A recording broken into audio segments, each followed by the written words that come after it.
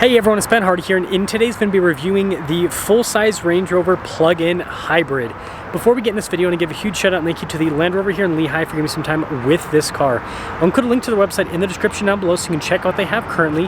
Also include a link to my car buying guide as well. And by the way, if you have any questions on the product or need any help, just ask for Jordan. Let's get into it.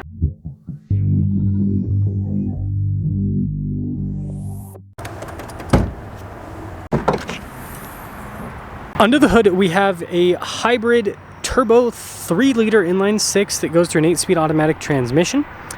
The ratings are 53 mpge, 21 mpg, so that's without hybrid assist, and then 53 for the range.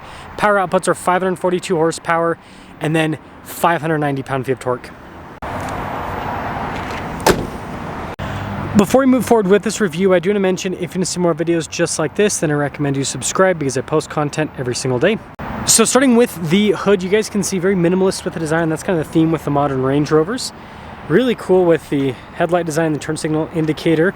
And then notice how it's all flush with the grille. The bottom section here kind of breaks that trend a little bit, but still, it's minimalist.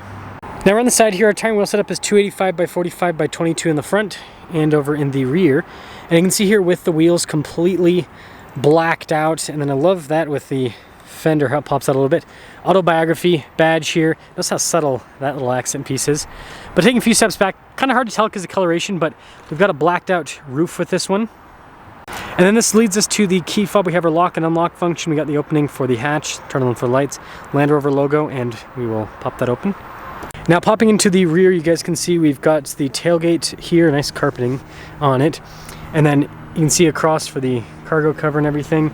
And then notice we can lower down the seats. We can also lower the suspension. It's kind of hard to see with the lighting, but just makes accessing this cargo area a little bit easier overall.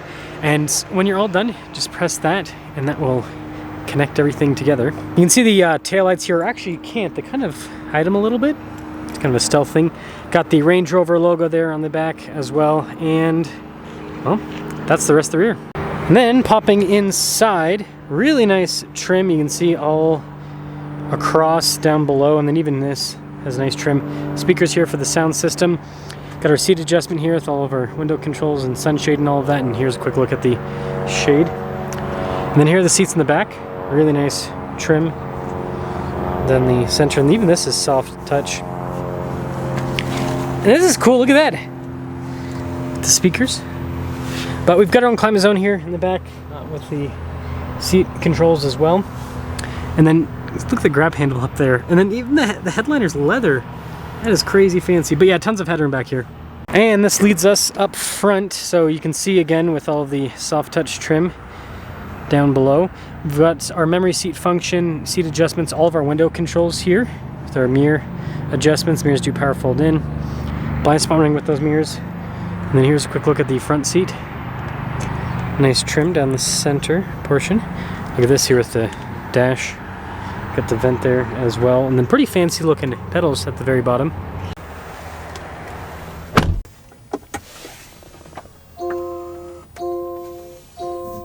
Now take a look at the steering wheel. It's actually really cool how this is set up. You've got wood trim on the outside and then the leather on the interior. Got this nice stitching around the airbag cover. Paddle shifters here on the back. Bunch of practical controls in the front, including our adaptive cruise control, heated steering wheel. We've got controls there for the center as well. Traditional stocks here on the back. And then we actually have a full digital gauge cluster here in the center, which you can use to scroll through and see different bits of info on the car. But you can also change what the display actually shows information wise, which I don't know, I think that's a nice feature. We do also have a heads-up display there at the top. Then really nice trim all across the dash. And then double glove box setup. So you've got the top here and with felt. Got the bottom as well. Got a nice soft touch trim all over. 360 camera system with this. Does fill in underneath the vehicle just like other Land Rover models. But yeah, really good resolution with that camera system. It makes a sound because it's in fully electric mode.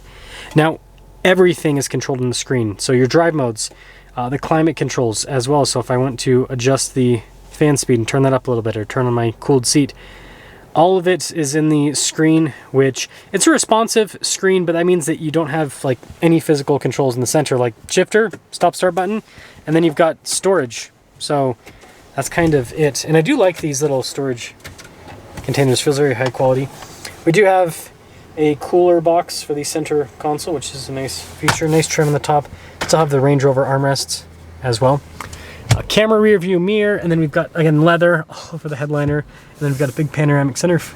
So here's a quick look at the window sticker, 2025 Range Rover, an autobiography plug-in hybrid, 159,905 is the total MSRP, and let's see how it performs.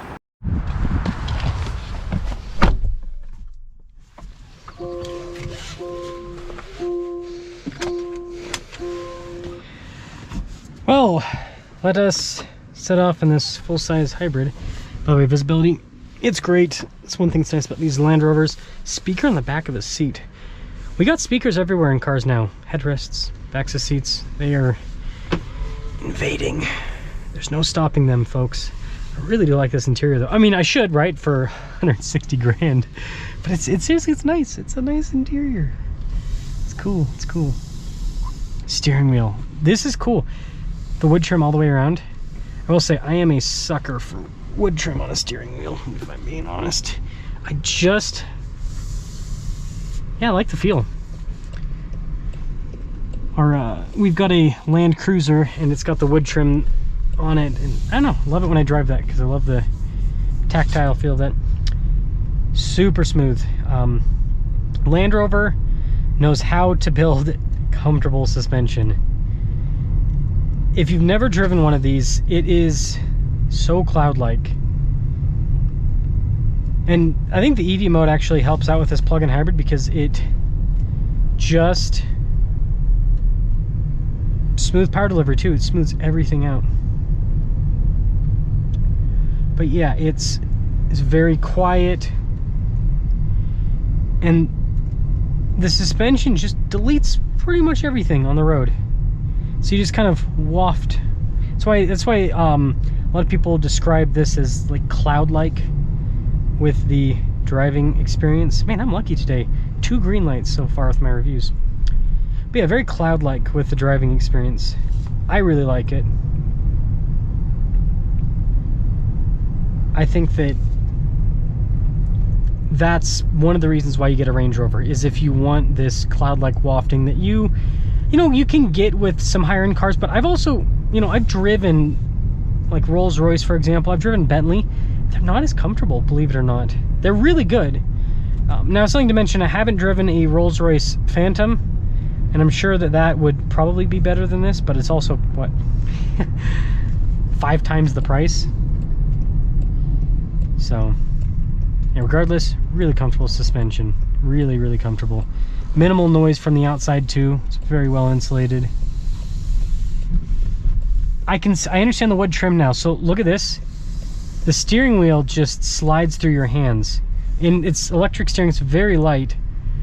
So it actually adds to the luxury experience versus if you have leather or something, it just kind of catches a little bit on your hands. So that's kind of cool. Let's see what the acceleration's like. It took a second for the powertrain to turn on. Again, that's typical plug-in hybrid situation. Again, that wasn't in the sport mode or anything. And I wanted to do the acceleration like that because I've accelerated these in sport mode before. But I wanted to do non-sport mode, just like, hey, I want to pass someone on the road, just to see what it's like. And yeah, it's typical plug-in hybrid, so not bad, just typical. So to sum things up, the Land Rover, Range Rover, this is luxury. I'm not a luxury car buyer myself. I kind of prefer more utilitarian type vehicles. Like if I were to buy a Land Rover, again, my wife and I, we bought a Defender. That's the kind of Land Rovers we like. That being said, if I were to buy a luxury car, this would be it. It wouldn't be an S-Class. It wouldn't be, I don't know, BMW 7 Series. It wouldn't even be a BMW X7 or a Mercedes GLS. It would be a Land Rover Range Rover because of the driving experience. Nobody comes close to how this drives in terms of the damping and just the general ride quality and the seat comfort and the feel you get in here. It's just nice and open. And little things like the steering wheel, right? Like I said, it's just kind of slides through your hands. It's all of it comes together for a really nice luxury experience. Like, you can tell that when Land Rover designed this, they went, okay, how do we make it so the driving experience is as smooth as possible? And that's what you get. So let me know what you guys think about the full size with the hybrid.